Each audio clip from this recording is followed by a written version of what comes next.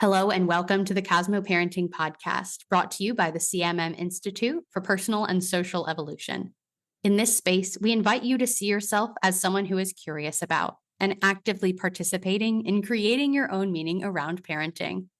This is our Communicate episode, in which the fourth episode of each month, we will wrap up our theme by offering some ideas for communicating with your children, co-parents, or whoever else might be a part of your parenting, to start having conversations about the things you're learning here.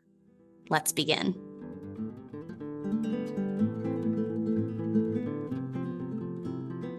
Today, I am joined again by Don Waisanen. Don is a father to 3 boys, as well as a professor at the Baruch College at City University of New York's Marx School of Public and International Affairs. He's also on the board of stewards for the CMM Institute.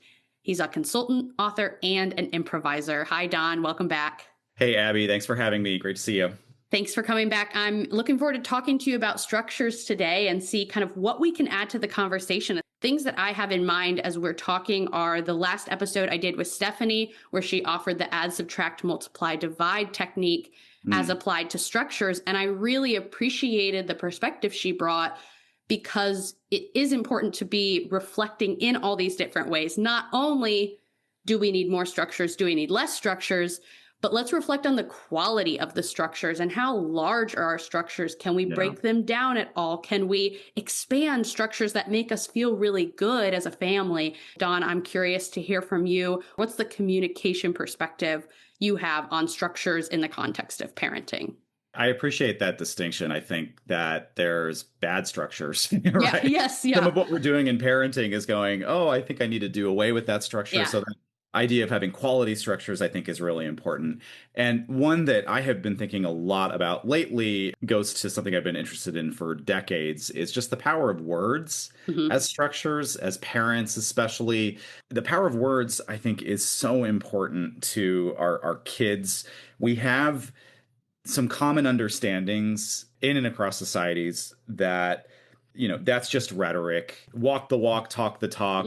Sticks and stones break my bones, but names will never hurt me. Like, there's a lot of language that people have around words don't do much. But actually, for us human beings, words are like rocks outside. They are physical, material things with impacts that we have in our lives. And I often think I have this little exercise I do in classes where I'll put a bunch of words on sheets of paper in a physical classroom, such as, one word is happiness, and then cockroach. I'll put the word cockroach down, right? And then I will put the word God on a piece of paper. And then I will find out various participants in my class what the full names of their mothers or fathers are. And I'll put that down, and I'll have people come up and I'll say, stomp on the pieces of paper on the ground. Just instruct them to do that. They're happiness. Okay, I don't really want, but okay, I'll stomp on that. Cockroach. Yep, I'll stomp on that. And we get to God and we get to the parent's name. Right. And people stop. And I have to say to them, but these are just words, just mere rhetoric. It's just words. That's not actually your parent on the ground. That's just a word. And they go, no. That's someone I revere. That's someone I respect. I would never do that, right? And it goes to show that words are so powerful. And we know about this from things like self-fulfilling prophecies, right? Pygmalion effect. When a student, for instance, is told over and over again, you can do it, you're great. And that kind of language is repeated over and over again, that they'll start performing into those words, right? The words are like a net that's been cast. On the other side, I love the phrase I've heard for this is the Gollum effect, which I love. But it's when, negative language is used consistently with young people. Oh, you're a C student. You're no good. Oh, you need to do better. That oftentimes they can take on that language and perform into that. And 6 months later, grades are going down, or right, you can sort of see the effects. There's so much research around this. So I just think this is a structure. The structure of words in our lives is something we need to take really seriously as parents.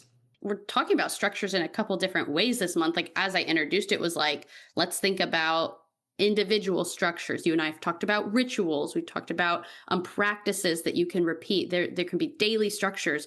And then I also want to think about the same word in a different way, structure, as a more general, like, do you have a sense of structure in your family life, in your relationships?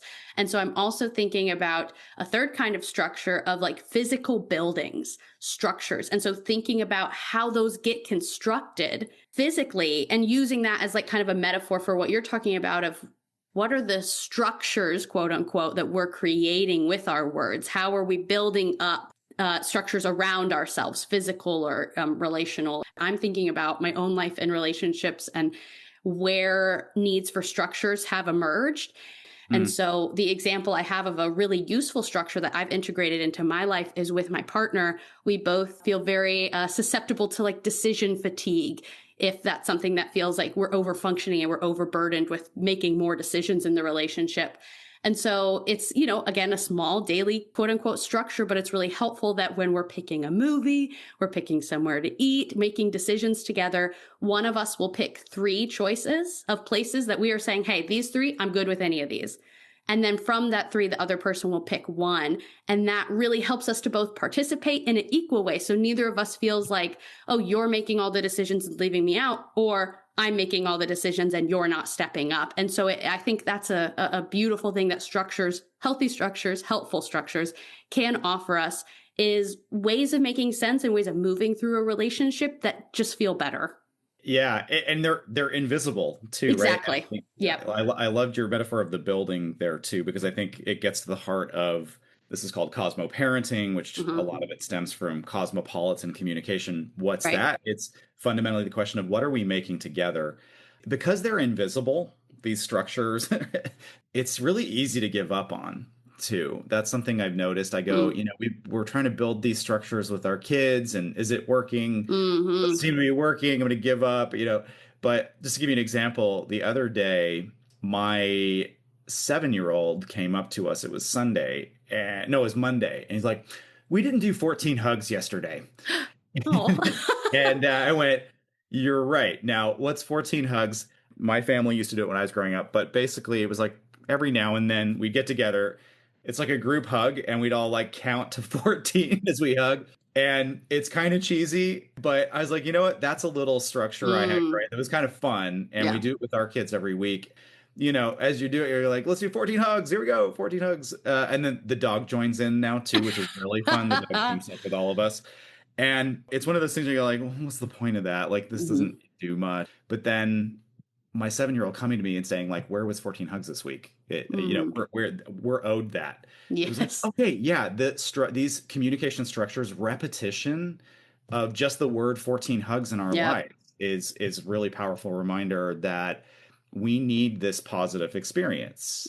Even if some of us are like, it's a little cheesy, you know, like we're feeling that way. You know, this relates to research on priming, for instance. Priming is just the idea that when words are repeated over and over again, we start to form new mental avenues that didn't really exist before. Do you want to do a quick little exercise? Yes, let's do it. So, Abbie, say the word silk 5 times. Silk, silk, silk, silk, silk.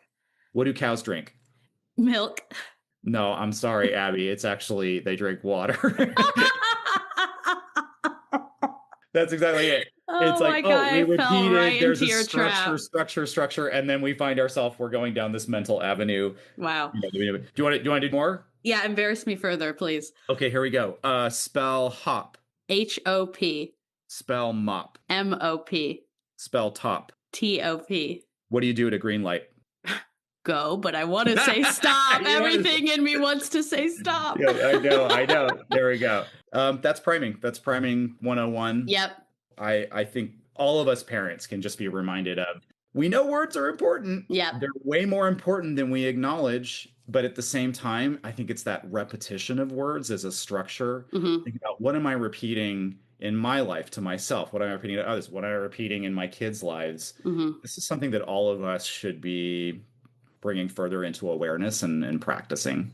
Yeah, 100%. That is hilarious. It makes so much sense. And I think really reveals something that is what a communication perspective is about.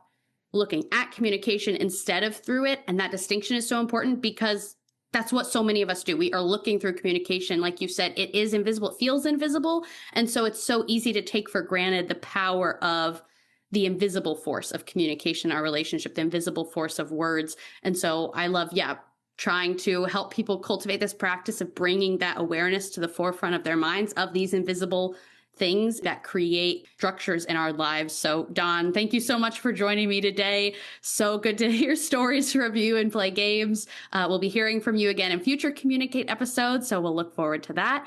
And to everyone listening, thank you for joining us too. Don't forget to check out www.cosmoactivities.com for all our other resources in this series. And be sure to comment on this podcast episode on the CosmoParenting Substack.